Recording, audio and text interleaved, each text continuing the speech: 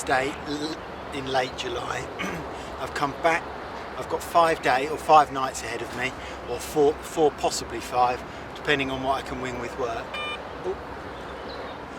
I'm fishing the 150 acre pit that I fished last summer. Remember, I had 2 nights on there, on here.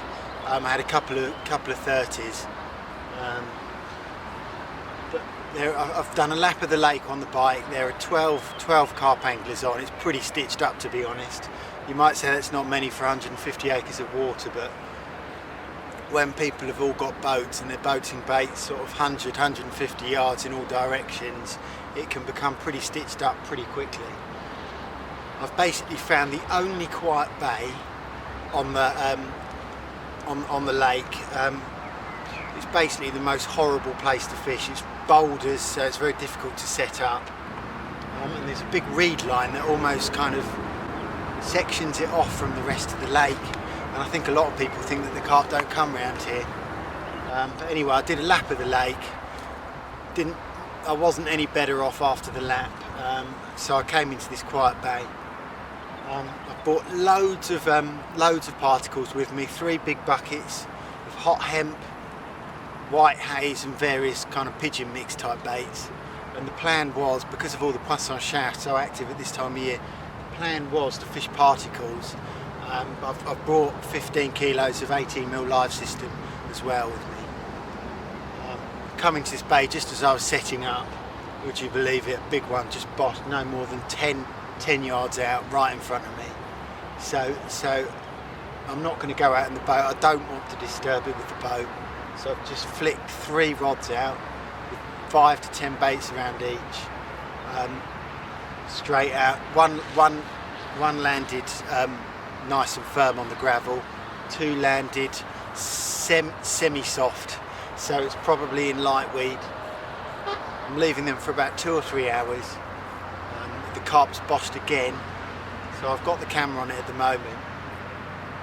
I'm hoping for some action fairly quickly, but as I said, this lake's getting more and more pressured these days. There's 12 on. We're on a Thursday, and so you can imagine what the weekend's going to be like. The plan is to stay in this. If I can dominate this bay, at least that'll give me the chance over the Friday and the Saturday night.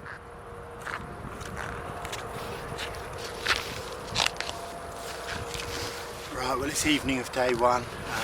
I got here 4 hours ago. Sun's just going down now. I had all the best intentions of not using the boat. Obviously I got hit by the boat, but I had the idea that I wasn't going to use the boat and I was just going to scatter bait out because they were fishing the area, but that plan's been blown. I've got a guy over here. He came into the bay with his boat to see if there was any free water. He says there's 14 people on the lake now, so it's just getting busier and busier down here for a Thursday night. So he went back and forwards with the boat. I told him roughly where my baits were going to be. So basically this lovely little bay that I thought I was going to have to myself's got an extra 3 or 4 lines in it. So I've gone out in the boat and I've found 3 clear spots. I've gone back to my original tactics. I've probably put about 2 kilos of particle on each rod. 1 single white tiger nut on 2 rods, and I've got a snowman boilie presentation on the other. All the boilies that I wound in have been nibbled at by the poisson chat, so they're obviously very active in the area. Incidentally, there's a fella just further down who I met on one of the local rivers to here a couple of years ago. He's been on here 4 months, would you believe? And with this sort of pressure, it just takes the edge off it a bit for me. When you've got a guy just further down that's been here 4 months, it's like, well, surely I can find somewhere a little bit less busy than this. Anyway, 3 rods are in position. Confidence from earlier has been shattered since this guy's come into the bay. I reckon my best chance is probably first light now. Mozzies are out in force. First bite of the night there. I'm going to have to get some jungle formula on.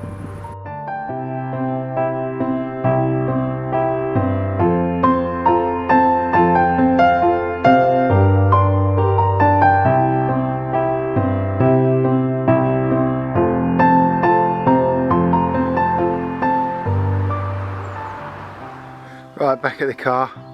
It's not on the roof this time.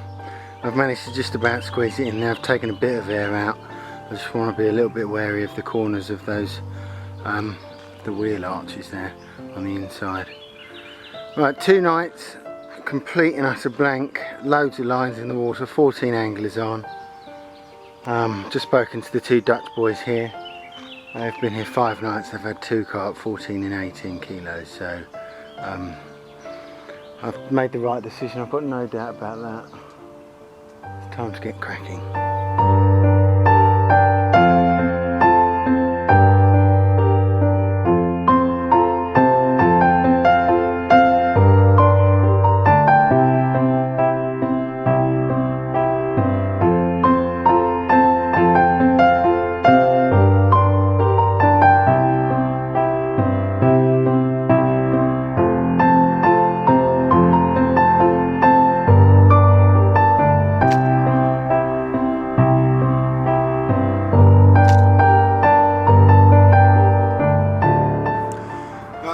Here the staple food bait for the front of the swim, which is 18mm live system.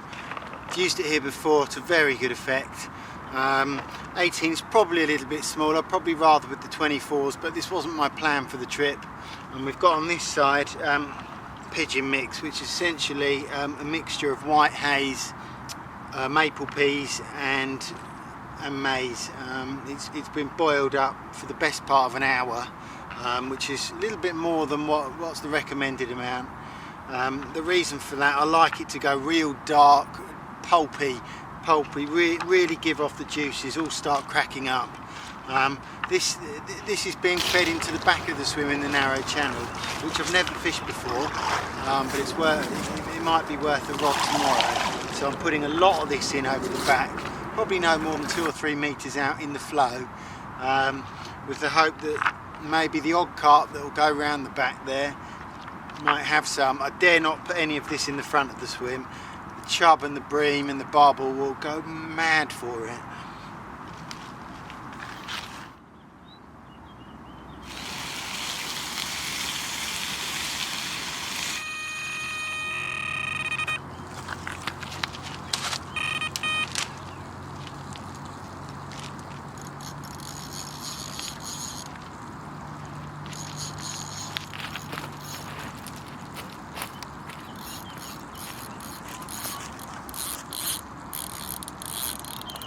I'm in on the long range rod, fishing in 22 foot of water in the current. Always going to be in the current in this weather. Caught on a snag. I've already lost one out there. I think it was a barbel on a snag where it cut me off. But we've got here, we're off the mark. Small common. I've weighed it, it's 19 pounds. I always like to weigh the first fish just to get a feel for what I'm looking at. I'm not bothered too much about the weight, but there we go, 19 pounds off the mark. Beauty.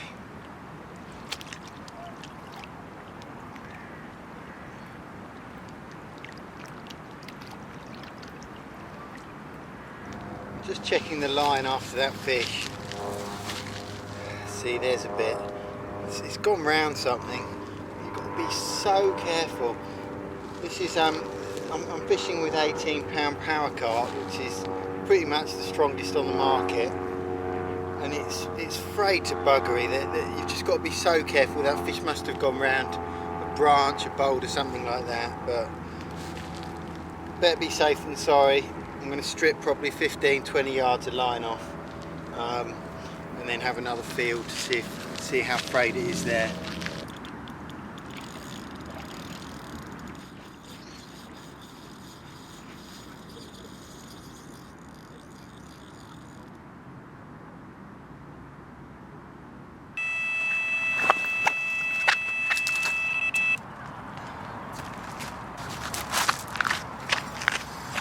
Got to go in.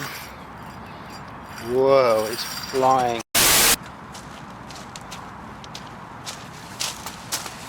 It's a good one.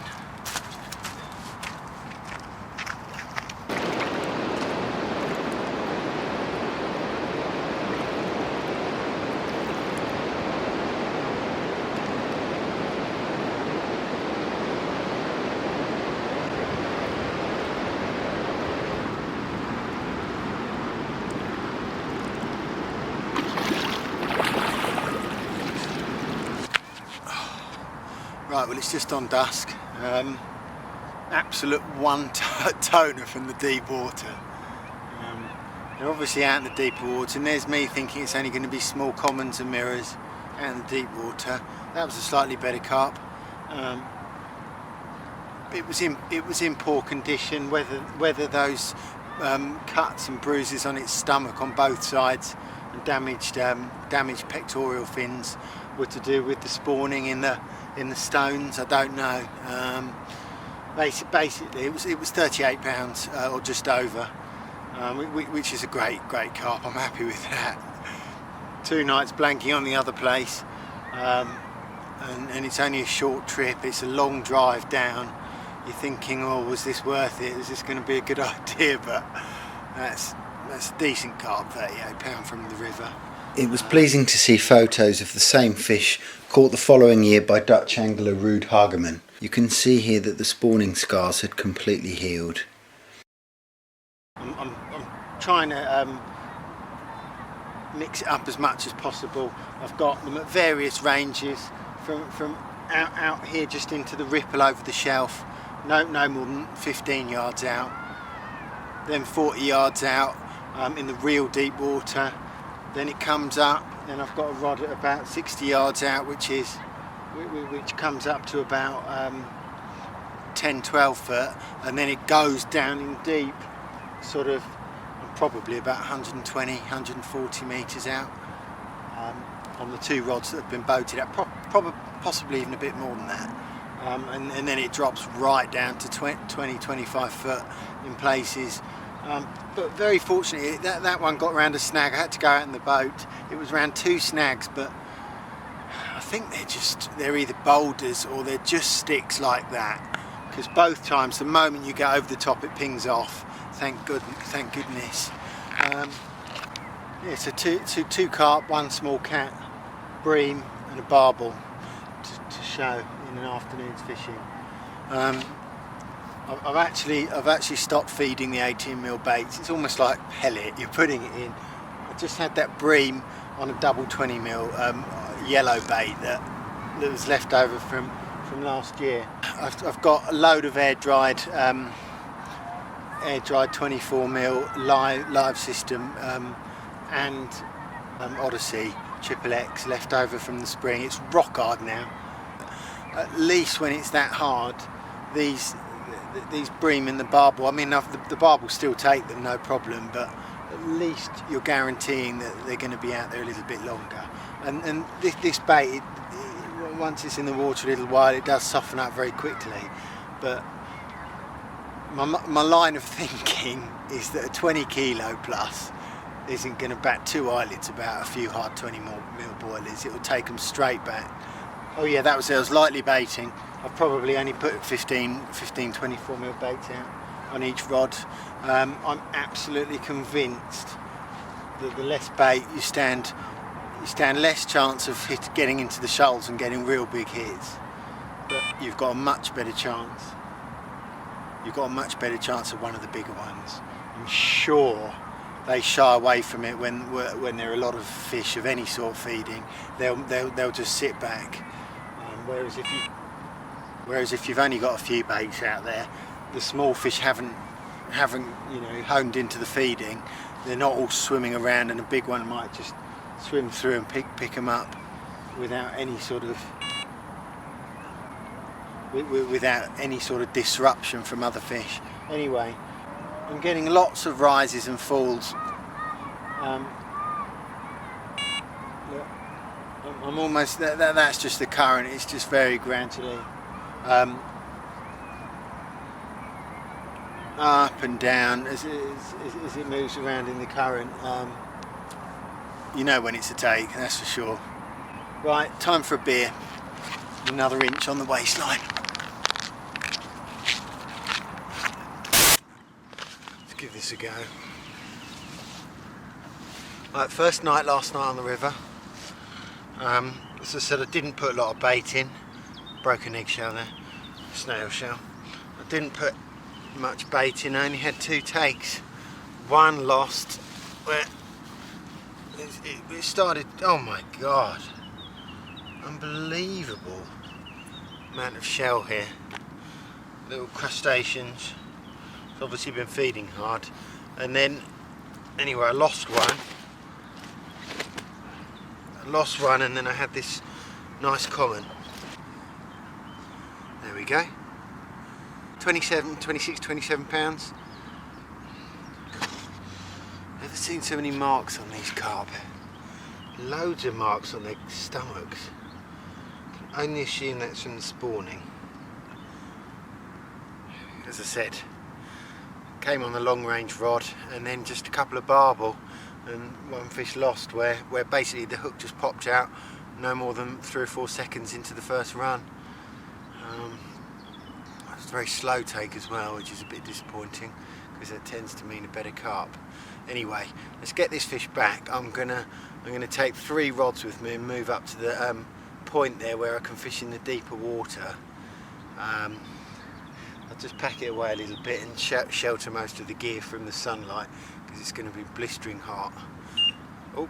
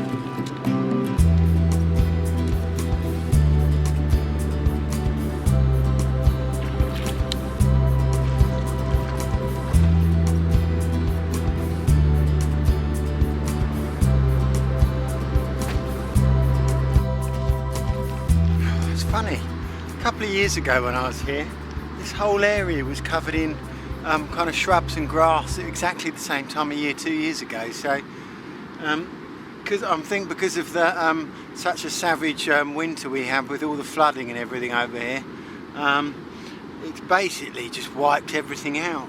I mean, it almost looks like they've had an excavator on here and they've mowed it all down, but it's not the case. It's definitely just the fact that it's been underwater with a real constant hard flow over the top of it for so long, all the way through the winter. I think it's only sort of May time the water level went back down to its normal height. This whole island was underwater. Looks funny, doesn't it?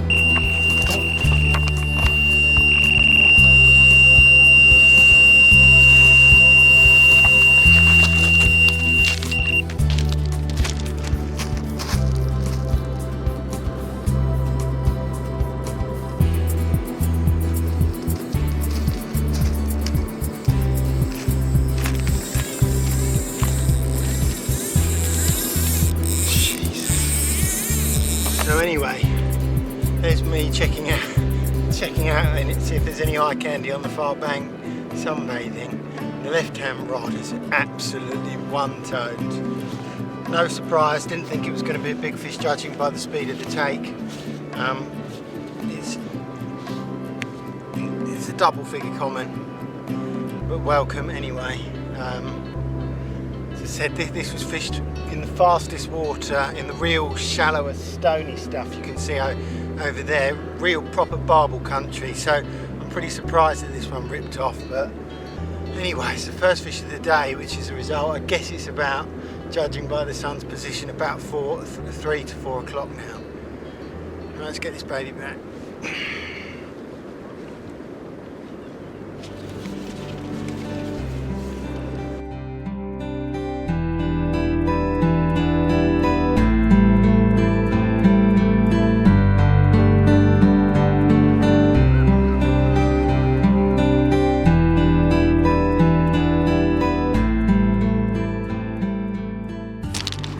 Right, well, that's the boat back into position and the rod set.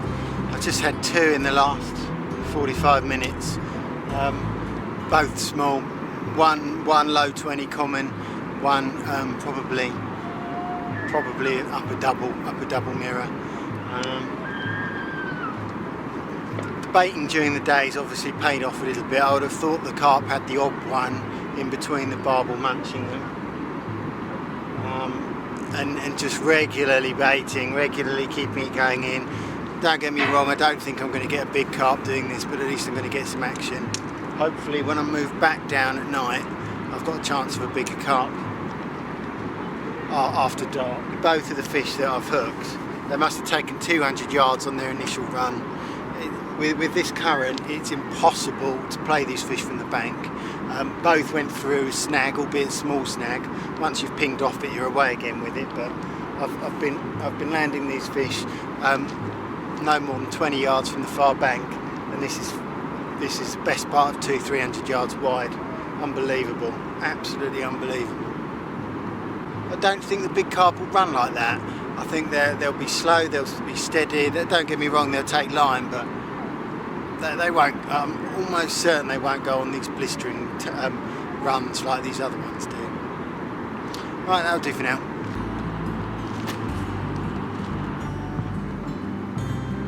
These guys have got a cat on.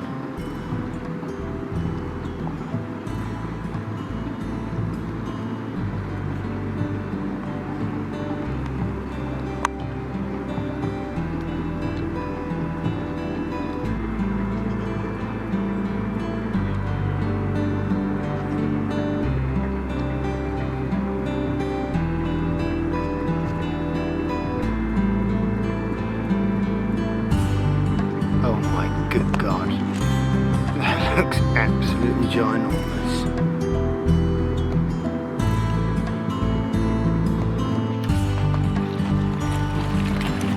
Now that is what you call a silure. A silure.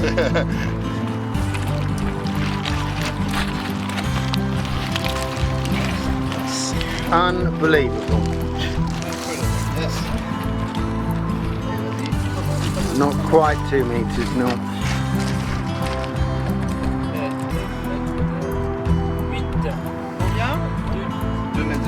2 mètres 8. Wow, c'est bon. Wow. Bon ça. Combien de kilos? 55. 55, wait. 56. I've caught bigger than this before. 55.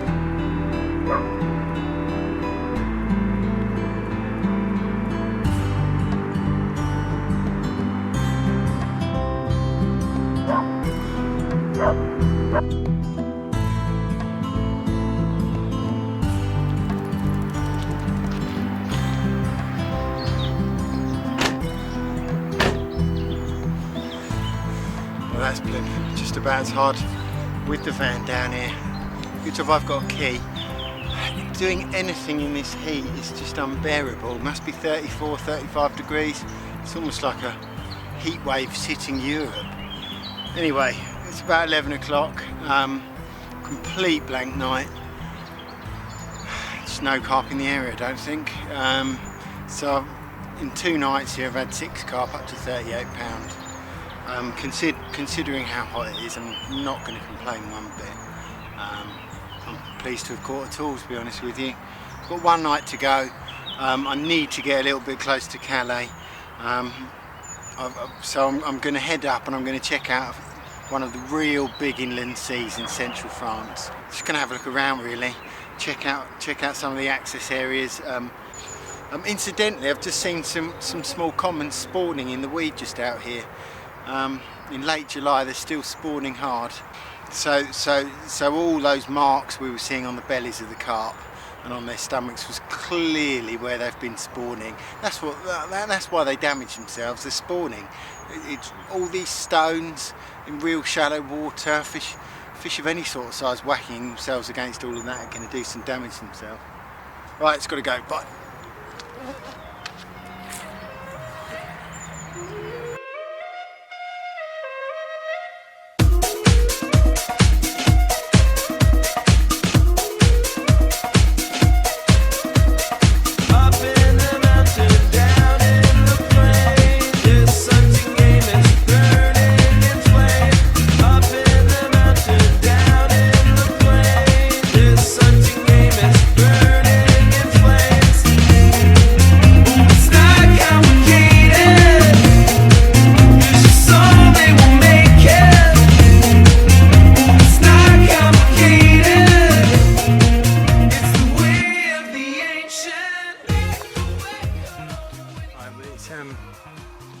It's about 7 o'clock on Monday night. As I said, I've stopped off on the way back. I'm about 5 hours from Calais, at one of the big reservoirs. I've probably spent about 2 hours looking at places for access. I got down to the water. On the main body of the lake there were water sports going on everywhere, and it was quite difficult access to get the boat out and everything. And with only 1 night to go, I mean, this really is a wrecky for this sort of fishing. It's certainly not gonna, you aren't gonna fall on them on 1 night. But anyway, I found I'm really struggling with the heat today. I'm drenched through. To be barrowing gear around in the midday heat of about 35 degrees. I'm honestly suffering from heat exhaustion. I just had to crash out in the I had to crash out. I thought I was going to give myself a heart attack. I had to crash out in the mud just to cool myself off. It's not like on the river that I was on where you could just dive in. It's just too hot, and even under the brolly it just seems to magnify the heat. I'm just losing so much body fluid. But anyway, I seem to have cooled off a bit and my head's a little bit more with it now. But anyway, I'm in this very shallow back bay. I thought they were carp moving. I thought, well, if the fish on the river were spawning, then maybe they're having a late spawn here. Highly unlikely, but honestly thought there were carp in here. But looking at it again and again, the water movement's just not big enough for a carp. You know, the rocking sensation. By the way, you've never seen so many horseflies here. We've got a storm brewing. At least that'll cool the temperature down a bit, hopefully. But anyway, I thought they were carp. I just put my lightest leads I could find on. Just dropped them out with 10 baits around each. Oh,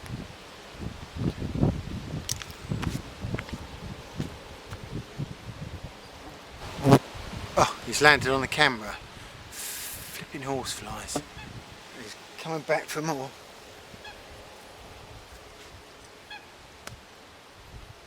You've never seen so many horseflies. Fortunately, they're quite slow flying, so you can normally swat them before they bite. Anyway, that could be it for this short session. We'll have to see. Anyway, time to lie down.